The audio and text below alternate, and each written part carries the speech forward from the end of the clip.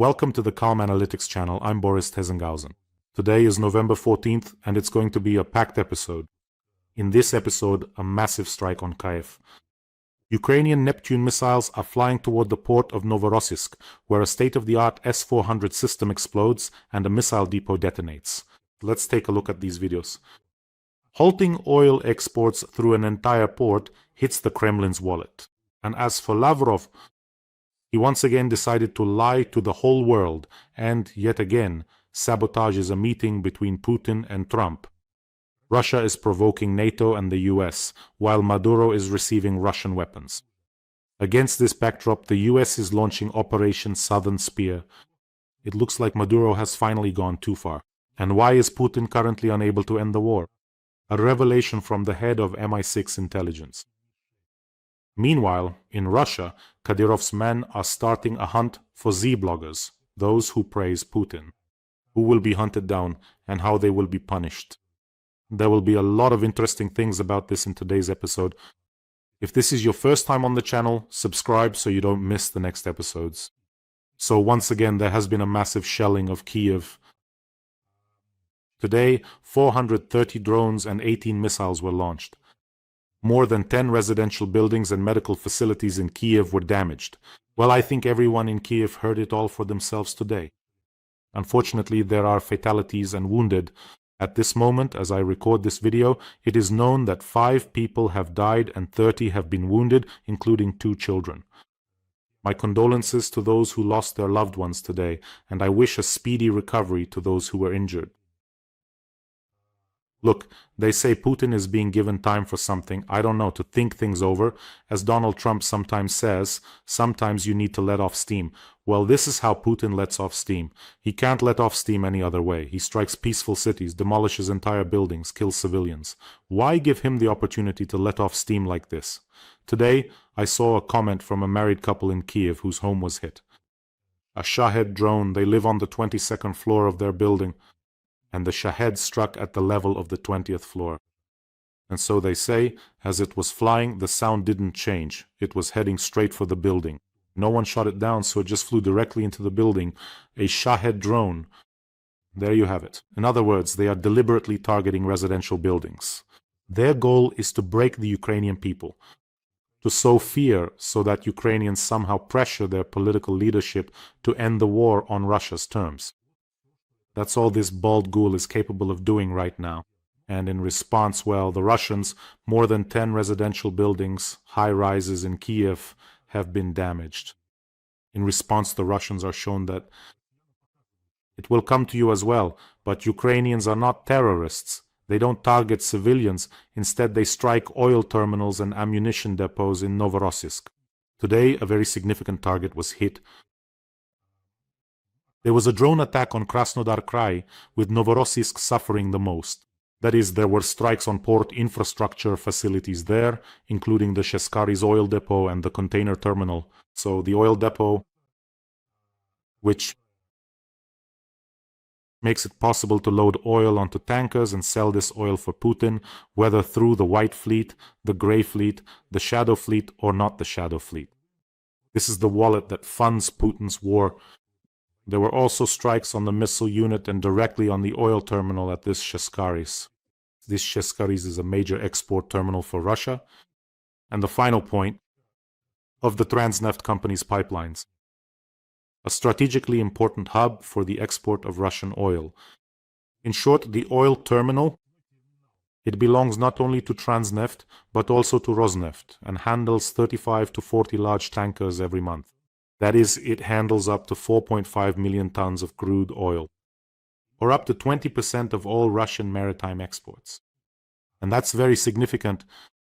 And there was also a missile strike on S-400 positions. Why missiles? Because today Volodymyr Zelensky showed footage of how Ukraine is launching the so-called modified long-range Neptune, meaning that finally missiles are starting to hit the ports in Novorossiysk. And they struck the territory of the anti-aircraft missile Kuban Red Banner Regiment's military base. It exploded there so hard it was unbelievable. In short, the systems of this regiment are precisely what protect Novorossiysk.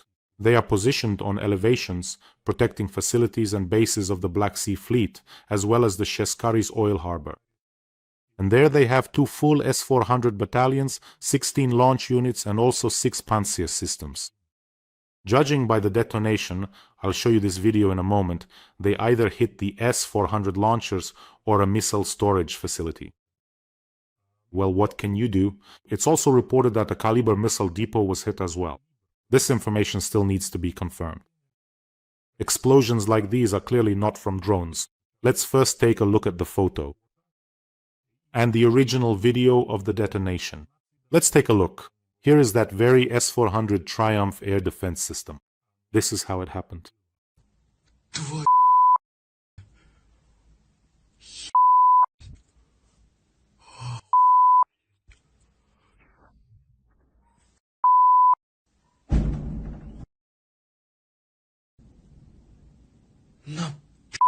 And of course, it's worth reminding that the remnants of the Black Sea Fleet are now based precisely in Novorossiysk.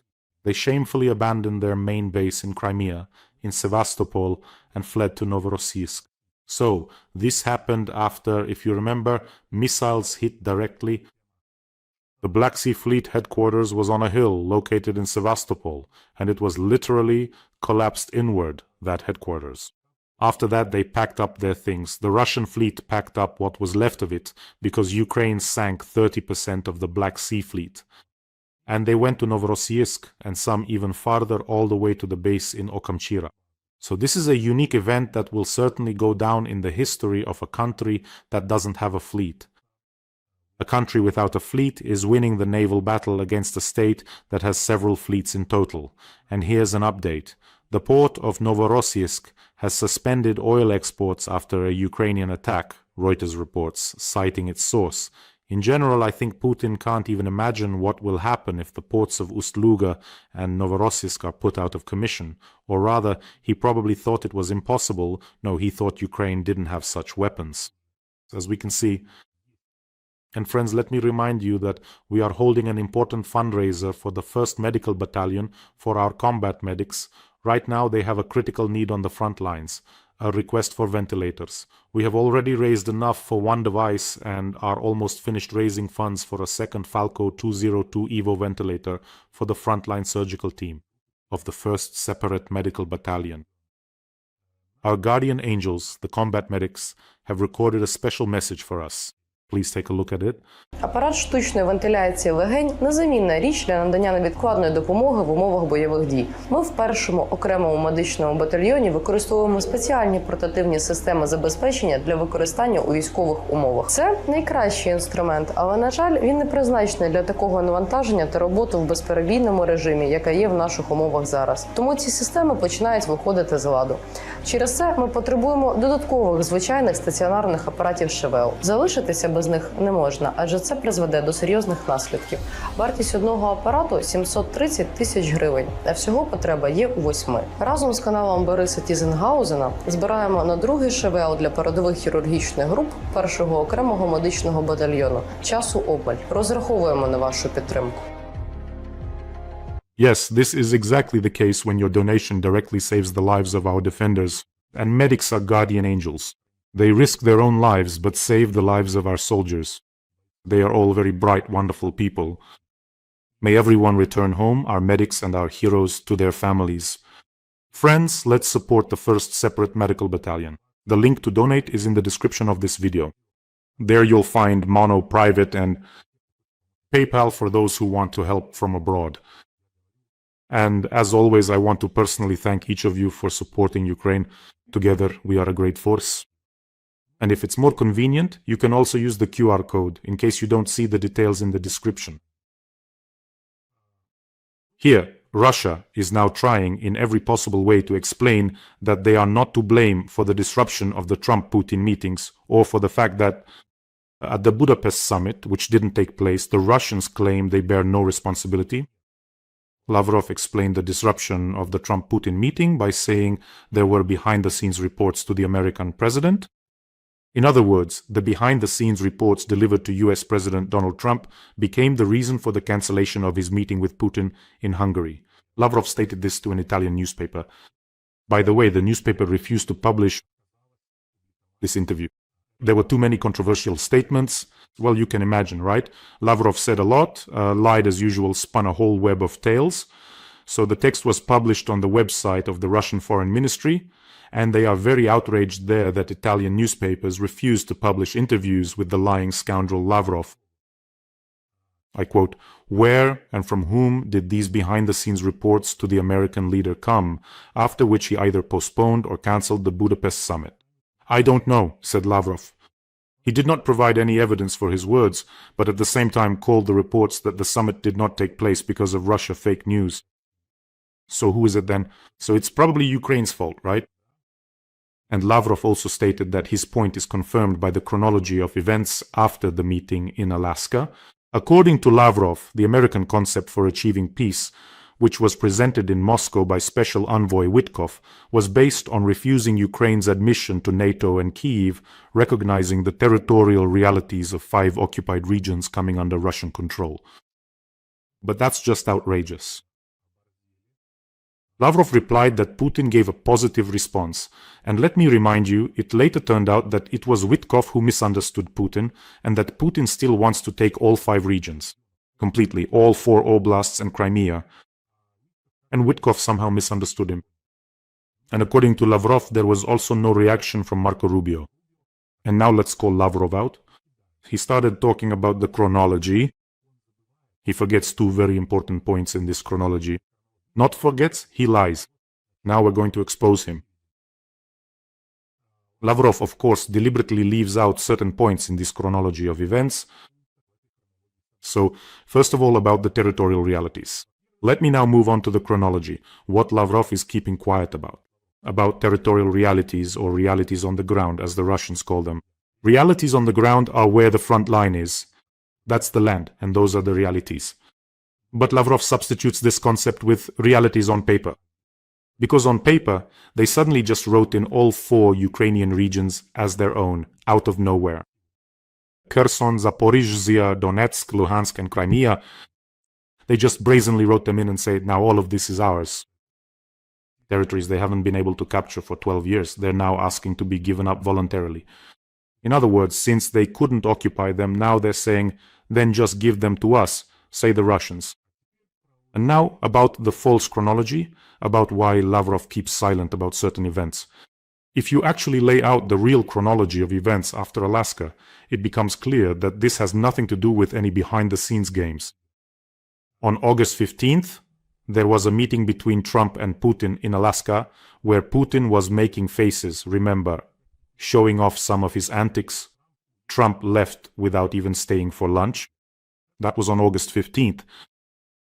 On September 10th, dozens of Russian drones invaded Poland, including from the territory of Belarus. Lavrov must have forgotten how NATO and the US tried to call their bluff. A sharp increase in the number of unidentified drones occurs over military facilities and airports in NATO countries. This is on September 10th. Lavrov doesn't mention this. We're not involved here. In other words, we didn't escalate the situation and so on. So after August 15th, when Putin realized that no one was going to give him any of the 4 regions, he started escalating the situation. On October 20th, there is a conversation between Lavrov and Marco Rubio, which, by the way, Lavrov did not mention at first. It only became known after the fact. 3 days later, Trump realizes that the Russians have no intention of making concessions, are behaving brazenly, and announces sanctions against Rosneft and Lukoil. But he says, I'll impose them in a month. And literally 3 days after these sanctions are announced, in other words, Trump already understands there's nothing to talk about in Budapest. Russia, in response to any attempts to negotiate, starts behaving aggressively in a completely thuggish manner, bombarding Europe with drones. And so at that point, literally 3 days after Donald Trump announced the sanctions, Putin declares the successful test of the Burevestnik missile, which is called the Flying Chernobyl. Every voice matters. Join our community, support independent journalism and help us bring you the truth from Ukraine. Become a member of Ukraine Today. Join us now. And then, 3 days later, he announces the successful test of the Poseidon nuclear torpedo. Of course, they don't actually show anyone the test themselves. Let me remind you that suddenly, as if by magic, everything was successfully tested. Even though before that, the Burevestnik had been tested 13 times and not a single test was successful. And around the same time as the Burevestnik, or rather the Poseidon, was tested, a Russian Ilyushin 76 arrives in Caracas bringing weapons to Maduro. And then, as it turned out, during a conversation between Lavrov and Rubio, Rubio said, "Don't get involved in Venezuela, you don't need to meddle there or supply weapons to Maduro, and if Russian soldiers are found near cartel facilities, they will be eliminated." That's the chronology of events. So who is playing these behind-the-scenes games? So Putin acted aggressively 3 times, 2 tests, drones, plus a 4th time when he sent a plane with weapons to Maduro. And Ukraine is the one to blame for this. So now, every time a compromise needs to be found, Russia either escalates provocations or pulls out its rusty nuclear club and starts waving it around. Only this time, they've picked the wrong opponent. Now that it turns out the sanctions are quite real, Lavrov and Peskov are practically begging in unison to resume negotiations. And the paper rat in the Kremlin is lying low, peeking out from around the corner to see what's going on, how the talks are going.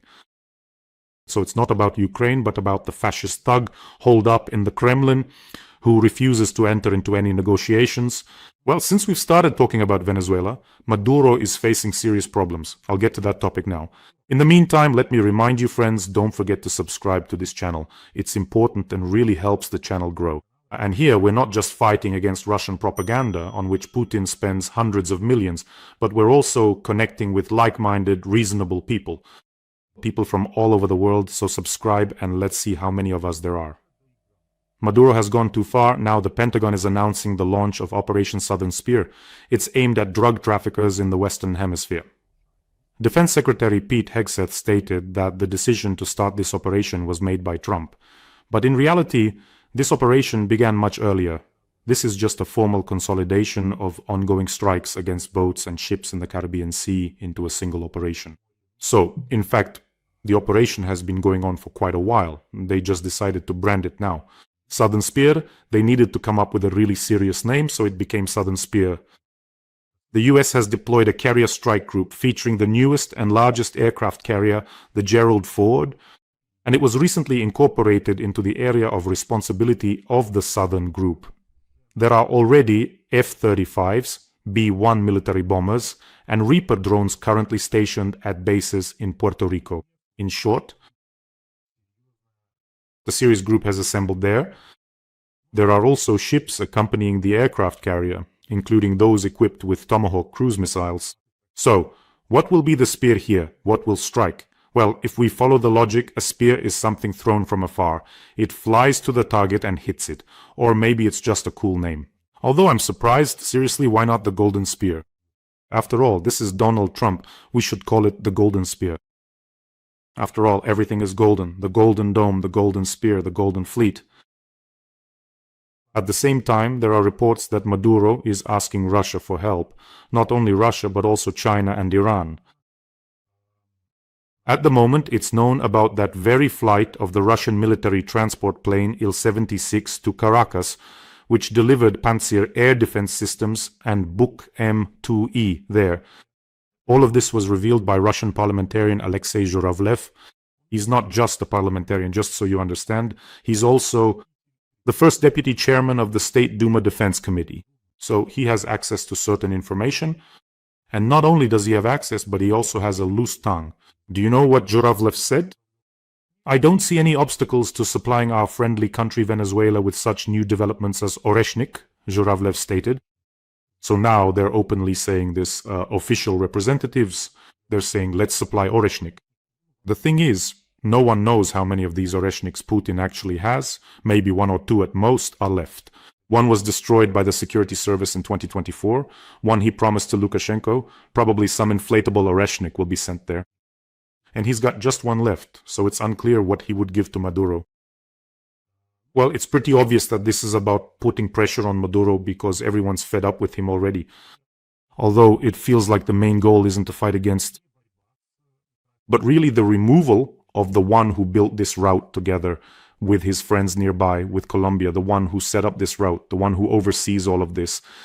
I told you in one of the programs about the Cartel of the Suns, where the top military officials of Venezuela are involved in covering up this trafficking. So the US is ready to offer $50 million for the capture of Maduro. That is the reward for information, or for the person who delivers Maduro. And I read what a Venezuelan law professor from an analytical center, Jose Ignacio Hernandez, wrote about this topic. He explains that $50 million is pocket change for people from the Venezuelan elite. It's simply nothing, because Venezuela has the largest proven oil reserves and other valuable resources. And corruption schemes bring in much more. He gives one example. I think you'll really feel it now. The former Minister of Finance of Venezuela, Alejandro Andrade, who was sentenced in 2019 to 10 years in prison, admitted to receiving bribes totaling $1 billion. So what are your 50 million compared to that? That's just one minister who confessed. That's why I doubt that Maduro will agree to a deal. There are already two options for how Caracas will resist. It's either guerrilla warfare or escalating chaos in the country to make Venezuela ungovernable using the intelligence services and the army. But there's one nuance here. What is Maduro's real level of support in Venezuela? Shouldn't his military turn away from him in exchange for amnesty or some kind of immunity? Good question, right? Because what Maduro's did to Venezuela, the richest oil country, well, basically it drove everyone below the poverty line. Everyone except, of course, the elites who take billions in bribes. Well, and the former head of MI6 made a statement, an important piece of news, I think, and warned about Putin's intention to continue the war and turn Ukraine into something similar, as he says. To make it resemble Belarus with its own controlled dictator. It won't work. I'm telling you that right now. Ukraine has already shown more than once that if the president of Ukraine turns away from the people will quickly make it clear to him how things really stand. And Richard Moore, the former head of MI6, says that under the current circumstances, I am relying on information I received a few weeks ago from intelligence sources. Putin, is not ready to make a deal. Mr. Moore said this in an interview with Bloomberg. According to him, for Putin, the war has become not just a matter of territory, but something sacred, a matter of dominance, of turning Ukraine into a colony. All the more so since Putin believes that Ukraine is a fictional country, invented either by Lenin or by Stalin. He even carries around a folder with printouts about the Rurikids, the Pechenegs, the Polovtsians, and so on. In other words, everything's already gone off the rails for him. His Botox has fermented, and he's lost his marbles. He also told Bloomberg that Putin will endlessly maneuver to put his opponents in a position that's convenient for himself. That's another question. But how long can the Russian economy keep maneuvering? There are still frozen Russian assets, and by the way, there are also the Agavki, which could wipe out any port if there was the will to do so. Well, I'll keep quiet about the Tauruses. Does anyone in their right mind really believe that Putin is ready to end the war in Ukraine on such a shameful note? If he isn't forced to stop by tough sanctions, stopping at the front line on his own now would mean admitting that Russia hasn't achieved a single one of its declared goals. No one is going to rebuild the destroyed cities in the occupied territories. And besides, it would also trigger a whole series of processes that would hit the Russian authorities hard inside Russia itself. In other words, a lost war would lead to a severe political crisis, a severe financial crisis, an overheated economy, and the loss of global markets. The loss of global influence, that's it, just two players left, China and the USA. Only two major players remain. Russia is somewhere off to the side, sitting on the vassal bench in China. Hundreds of thousands of thugs who will return to Russia, armed, amnestied, and experienced in shooting. How is Putin going to deal with that? In that case, it would be urgently necessary to start a new war. And by the way, many people are talking about this right now as well. So this kind of mess won't settle down. In other words, unless you wipe out this moth with Diklovos, it won't settle down. He'll keep causing trouble and shouting about how great he is right up to his deathbed. And he'll even go down in history, and in general he thinks he's cooler than Peter, than Catherine, than all the Russian tsars put together. Yeah, well, I think he really does see himself that way. That's it, it's over. It's a clinic case. Meanwhile, in Russia, as one of the accompanying processes, a serious confrontation is brewing. The head of the Chechen Special Forces, Abti Alaudinov, has announced repressions against Z bloggers. These are the ones who write praise-filled odes to Putin, those who are, obsessed with this war and so on. He said the following: they're all going to be shocked. Z bloggers who are stirring up Russia from within will soon start being massively prosecuted for discrediting the army. Extremism, declared this very Abti Alaudinov. According to him, Russian troops put up a fierce fight in Pokrovsk. But the enemies of Russia who operate inside the country, that's what he calls the Z bloggers who have expressed doubt. That someone put up a fierce fight there just because Putin announced it, so that means the encirclement is already done. We've already taken it. How long ago was that? And Alaudinov said that they're going to terrorize all of you. Let me quote what he plans to use for this terror. Administrative and criminal charges, so you will all get what's coming to you. We will destroy them within the legal framework so that each of them gets what they deserve. That's how it is. This is how justice works. And let me remind you, Abti Alaudinov is that very same generator of random phrases. He's the one who came up with the version that Ukrainian troops entered the Kursk region because the border posts are too far apart from each other. In other words, they're too far apart. So Ukrainian troops passed between them while his fighters were sitting at those border posts and simply didn't notice the troops entering the Kursk region. Then, of course, they realized what was happening and ran off somewhere in the opposite direction. That was his version, more far-fetched than even Lukashenko's stories. So these are the processes that have already started happening inside Russia. They've begun to devour their own from within. And all of this is just the beginning, just the tip of the iceberg. There's more to come. So friends, take care of yourselves and your loved ones. Let's support our wonderful medical workers. The link to donate is in the description of this video. We're doing well. We've already raised more than half, just a little bit left to go. Let's help them out after all. Wishing us all a peaceful day and glory to Ukraine.